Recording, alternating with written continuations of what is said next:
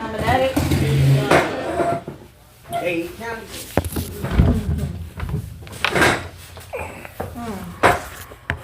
All right, so y'all can hear me? No. Is that better? All right. If not, my mouth real big. Y'all just gotta let these nerves get up off me, right? Because there's a whole lot of y'all in here. And as long as I've been around here now, there's something about having to stand up here and let people who don't know me get to know me, right? There's something about having to stand up here and get honest and get butt naked, as I call it, that I ain't always comfortable with, right? Because for a long time, it was about how I showed up and how I looked, not even realizing that I was fucked up from the beginning, right? And for those of you who curse and offends, call your sponsor. Let me start there, because I am not one of them that arrives, right? I tell people very early on, don't let the sweet face fool you. I qualify to stand up here. I've earned my seat here because of a lot of the stuff that I put myself through. I'm not blaming nobody else for a lot of the shit that I did, because I did it and I still can do it, right? It's only through a daily surrender, one day at a time, that I get the ability to share my experience, strength, and hope with you, right? I have a sponsor that has a sponsor that stays on my ass, that makes me do the work, makes me get honest with me. As a result, I have sponsees that they get that same love, right? Because it's not about me saving my behind. My face is about me saving my behind, right? I don't want to end up in a bandos no more. I don't want to end up in those silver handcuffs. I don't want to end up doing those things that I used to do in order to get one more, right? Not that I wanted to do, but the stuff that I had to do. Narcotics Anonymous gives me a choice, and I thank the group for allowing me to be here, for asking me to be here, Kiko. And like I admitted a while ago, y'all, and this is just how this spiritual principle of Narcotics Anonymous works in my life, because I think this last year, for World, right, started talking online. I didn't even know who the hell I was talking to. Then realized he's right here, less than an hour away. And then get up to World, and I'm able to look him in his face and start talking to him, and we've been able to build a relationship. So when he called and he, asked me a couple of those basic questions, and I was able to answer yes to them because I actually worked my program. He asked me to come here and share, and then, like he said, he asked me to read out of the Living Clean, right? The Journey Continues. And I haven't read it. I've read excerpts, going to meetings. I have all of the literature. Like I said, I do a lot of service on several different levels in my area. And I told him, I was going to pray, right? I'm going to let God lead me to where he wanted me to be in this book and what he wanted me to share about. And this is the first time that I can tell y'all the literature came alive for me, right? I was going through something in that moment, and when I hit this chapter, getting out of our own way, the answers was right here.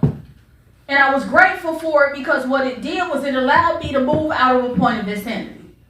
So I'm going to share, based on this book, reading a little bit of, like you said, I got a couple of stuff highlighted here. And that's pretty much in all my books, because I'm crazy as hell, so I relate to all this shit. So, nevertheless, it starts by saying, so much of our experience is a result of our perception. We may feel very grounded even though the outside circumstances of our lives are in flux. There's also times when everything looks fine, but we feel like we're coming undone. That's exactly where I'm at right now. Right? I just celebrated 12 years last week, right? And I am getting ready to graduate with my first degree in April. I've been in school since 2021, right? I've started a job in my career the last year and a half now, right? They've been paying attention to me, and I've won awards, but for whatever reason, my disease has me in this space that I started in where I thought I wasn't enough, right? It has me in this space where everything is fine, but I feel like I'm fucking unraveling. And it takes me being intentional, right? It takes me doing exactly as it says here, which I'm going to get to in a minute, right? Sticking to the basics, because my sponsor often tells me that if I stick with the basics, I ain't never got to return to them. But allow me to tell y'all that sometimes I don't even realize I ain't even in the basics no more. I've been here a couple of 24 hours and I get into the routine of going to meetings and talking to my sponsor and working with my sponsees and doing what I need to do. And there's a part of me that can sometimes forget this goddamn disease is still riding my ass. And it takes me reading stuff like this where it continues to say that we can come through letdowns and redirections to see that we are still succeeding and progressing in our lives. Or we can feel like a failure even when everything is actually going along just fine. Perhaps what we perceive as good or bad is simply an event. Right? I know a lot of y'all, if y'all from the same blocks that I am, we always run around talk about it is what it is. But for some reason, when I get in Narcotics Anonymous, I forget that it is what it is. I want to make shit more than what the fuck that it actually is, right? Because now, everything needs to be lined up, because goddamn it, I'm clean. I ain't smoking dope no more. I ain't sucking dick behind dirty dumpsters no more. I ain't jumping in and out of cars no more. Right? I'm showing up for people and I'm doing stuff today. Like, everything is supposed to fall in line. Sorry, they only promised me freedom from active addiction. They did not promise me. They promised me that I could live a joyous life, but there's some stuff that I have to do. Right? And it continues to say, we make it good or bad based on our attitude towards it and our response to it. I don't know about y'all, but baby, I tell them all, like, this beauty is a beast. I have not forgotten what it's like.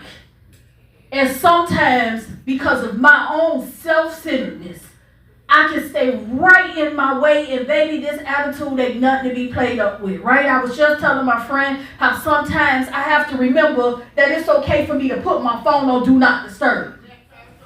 Because I can have a whole attitude, and a lot of times, it's just me, y'all.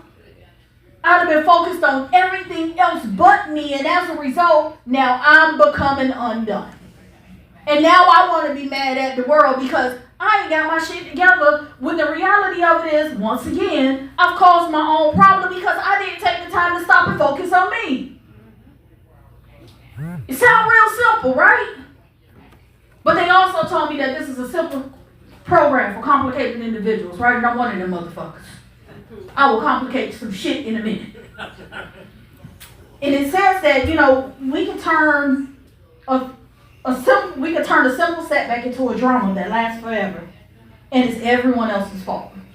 We get through difficulty more quickly if we simply accept it and keep moving.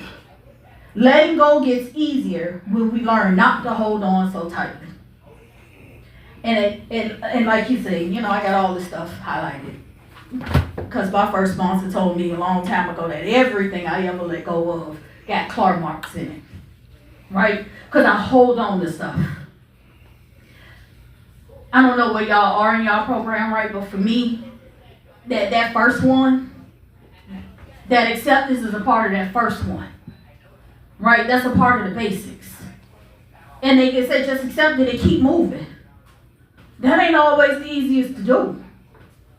Right? Especially when that stuff starts kicking up where I say I'm not enough. Right? Because I'm that woman that walked away from not one but 3 of my children. Right? I'm that woman that graduated top of her class and decided that I wanted to go and smoke crack and prostitute. Right? I'm the woman that ended up in the county jail so much that they knew me by name. That's the woman that I became. So just keeping it moving ain't as easy sometimes when I have a disease still telling me that I ain't gonna be shit. That I don't belong in these rooms that I'm in. Right? You can get as many degrees as you want, Kiesha. The people ain't gonna let you work on their job. You got court costs that you still need to pay. These damn judges, they gonna look at you and they still gonna think you that same damn crackhead.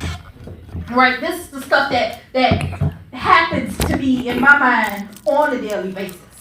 And it says that we get so accustomed to thinking of ourselves in a particular way that it's hard to imagine otherwise. Exactly what I just said. And mind you, I ain't got 24 hours, right? And I was explaining to a friend, right? It's just like this book. All of our books start the same. This blank page. Y'all catching me on chapter 12. I had a preface.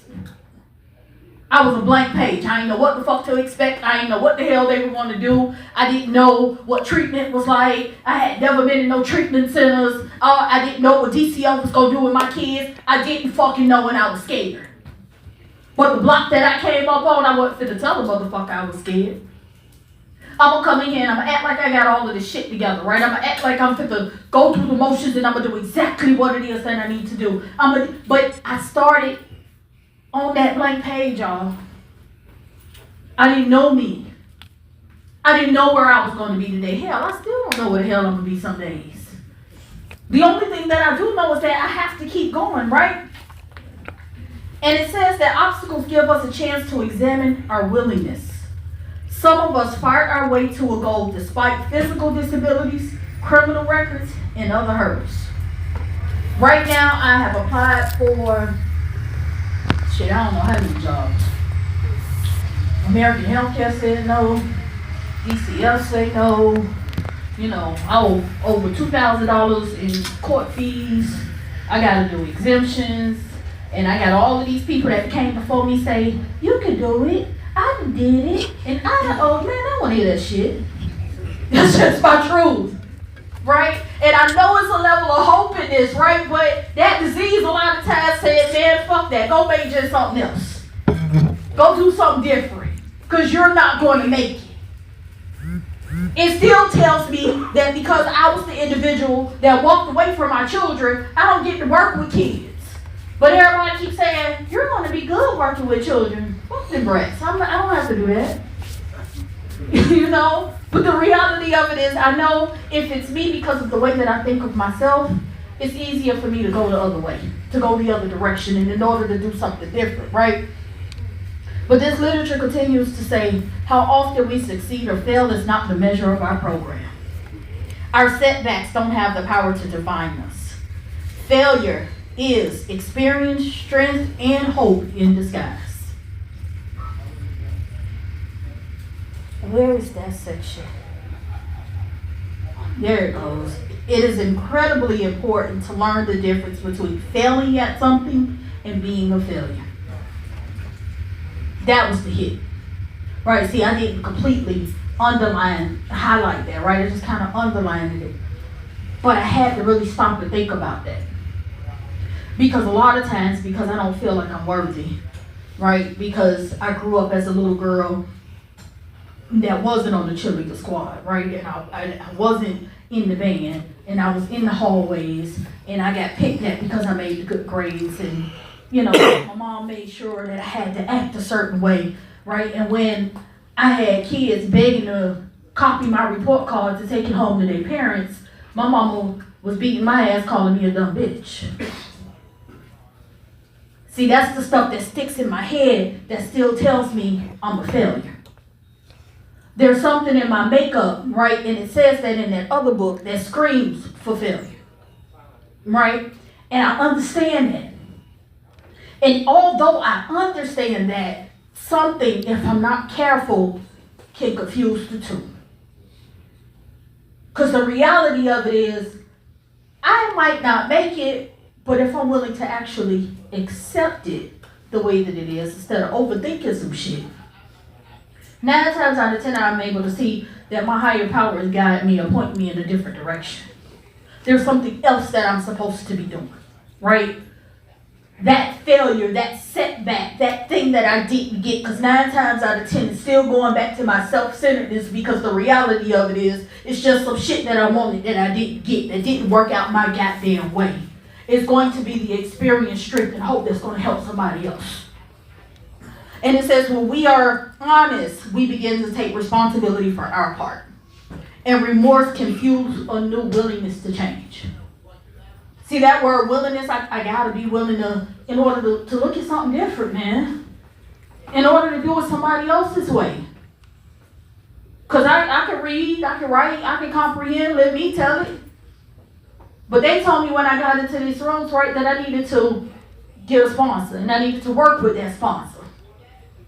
And I needed to listen, and I needed to not try to know everything. Because I'm good at dressing stuff up, right? Because I didn't come in here saying that I wore masks. I came in here saying I'm versatile. I used the big word. I sprayed it up and dressed it up and made it look real good, so I thought. But that day came when I ran into me. No, you're a damn liar. You don't know who you are. I cried for the dope man. I batted my ass at the sugar daddies. I did what I needed to do in order to get another one or whatever. And then when I came in here and I had to start getting honest about my unmanageability and the stuff that I need, I also needed to be willing to invite a higher power in my life and allow him to start making me change, right? And like I told y'all, when I came in here, I said I was scared. And it says that we respond to our own fear by getting more controlling and create more problems as a result. Often we are deeply challenged in one area of our lives. Other areas start to suffer. When things get difficult, it never seems like just one thing goes wrong. We start using old behaviors again, even though we know or once knew that they don't work. Unmanageability feeds on itself. A hard lesson in humility reminds us that we never graduate. When we stop practicing the basics, we are in trouble. That was the part that brought me around. Right? And I'm finna tell on myself. Because the reality of it is, like they said, that fear and I get more controlling. Right? I had my sister who'd been married 20 plus years. A mother that had cancer that was on the way to dying. My aunt who was traveling up the road, and I needed everybody to be proud of me. And early in my process, I decided to turn a relationship that was used to get back at a baby daddy into a whole marriage. I made a decision before I even knew that I was incapable of making a decision. Right? But what happened is that fear was there, that they weren't going to accept me. They weren't going to be satisfied with me. They weren't going to get off of my back because they thought I was going to go out there and continue to smoke crack again, right? So now I got to control some shit. I'm fit to fix it. I'm fit to show everybody that I got my life under control before I even surrender. Surrender what? To who? I could surrender to the fact that I was an addict. I didn't understand what my will and my life included. I had no idea that was all aspects of that. And I created a whole problem for myself because I looked up 5 years later, 8, sorry, my mama had cancer. She was dying. Everybody was going on with their lives and I'm miserable as fuck. I hadn't worked no steps. I had sponsors by name. I had started to fade away from meetings. And every area of my life was suffering. I didn't want to get up and go to work. That's why all of this was highlighted, right? And in that moment where I was highlighting all of this, I found myself back in the same situation, right? Because I got out of a relationship with this guy that told me he loved me, and my projection had me thinking like, okay, this is going to be the next marriage, and this is going to last forever, and it didn't work out that way. And now here comes disease. Drive 2 hours away, go fight.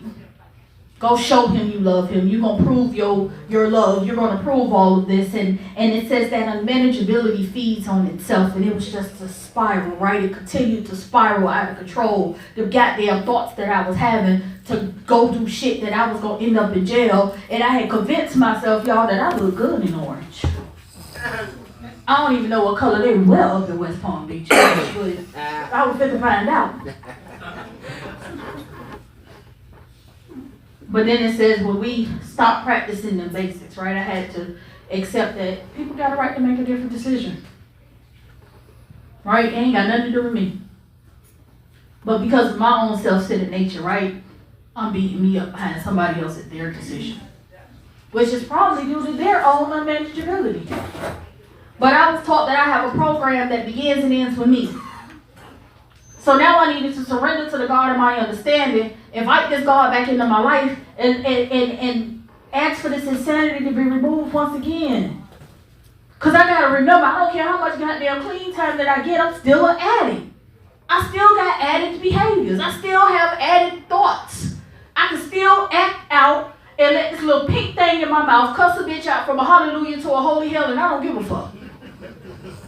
Y'all look at them sideways and just not care, right? And it says here that we set goals for ourselves and we move towards them a day at a time, and I'm ready to throw everything away. I told y'all, I am months away from something I've been working on for years, but because of a temporary feeling, here I am actually considering rocking that goddamn orange jumpsuit. Because I'm fit to prove myself. Because I suffer from a disease that when I got here, always would look at a bitch like, don't you know who I is? Bitch, I didn't even know who I was. How everybody else gonna know? I ain't nothing special. I ain't gangster. It was a lot of that stuff. I wanted to be that, man. When I came into this room, man, I realized that I am a loving and caring and kind and considerate individual. But sometimes my disease, because of the life that I used to live, will tell me that a bitch thinks I'm pussy, and now I gotta want to prove myself. Because I can't walk around with an S on my chest, right?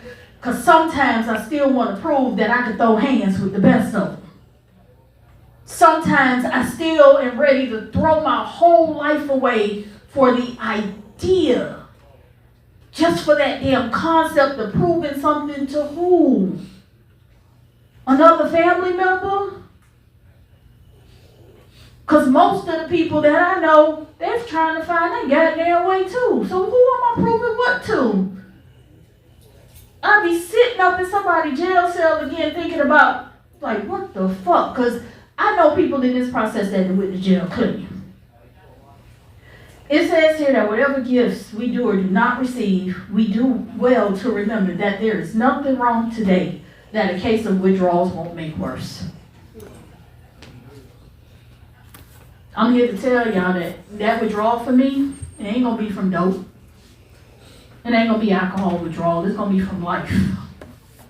I can withdraw from people, right? I can isolate. I can go within, right? Like I started off by saying, right, my world starts to unravel because I feel like it's not enough. And the reality of it is I'm right where I'm supposed to be. That's the basics. I ain't got to do nothing but the basics. That means I need to get up. I need to read my literature.